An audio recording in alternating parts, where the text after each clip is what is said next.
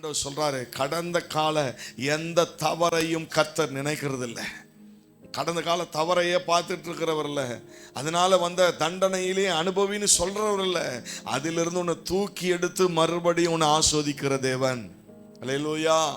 ஆகவே ஐயோ நான் செஞ்சதுக்கு நல்ல உலகத்துல சில பழமொழிகள்லாம் நம்ம ஆளுங்க அதுக்குன்னே வச்சிருப்போம். உப்ப தின்னவன், ஆமா, அதெல்லாம் ஒரு அதே மாதிரி சொல்லிக்கிறது. நான் செஞ்ச பிரச்சனைக்கு எனக்கு இதுதான் நடக்கும். கர்த்தர் அப்படி விட மாட்டார். ஆண்டவர் அப்படி விடுகிறவர் அல்ல. நீ எந்த கடந்த கால தவறு செஞ்சு இன்றைக்கு நீ பாதிக்கப்பட்டிருந்தாலும் ஆண்டவர் சொல்றார், அதிலிருந்து நான் உன்னை மீட்பேன். இதான் மீட்பின் செய்தி. எந்த காரியத்திலையும் அகப்பட்டு இருந்தாலும் இன்றைக்கு ஆண்டவர் மனிதருடைய கைக்கும் தீமைக்கும் உன்னை விலக்கி காக்கிற கர்த்தர் இருக்கிறார். ஆகவே இந்த அருமையான கால வேளையில் அழைப்பில் தளர்ந்து போகாதீங்க, ரட்சிப்பில் தளர்ந்து போயிடாதீங்க. என்ன வாழ்க்கைன்னு நினைக்காதீங்க.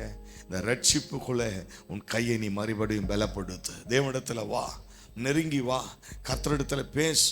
அவர் உன்னோடு கூட பேசுவார். ஒரு நல்ல ஒரு தேவனோடு நல்ல உறவை புதுப்பித்துக்கொள். மோசேக்கு அன்றைக்கு ஆண்டவர் ஒரு நல்ல ஒரு அழைப்பை தந்து மறுபடியும் அவனை புதுப்பித்தார். தேவ பிள்ளையே, இன்றைக்கு மறுபடியும் உன்னை அழைக்கிறார். தேவன் உன்னை அழைக்கிறார். தேவ சமூகத்தில் நீ அழைக்கப்படுகிறாய். உன் பெயர் சொல்லி கர்த்தர் உன்னை அழைக்கிறார். கால நேரத்தில் தேவனிடத்தில் வா.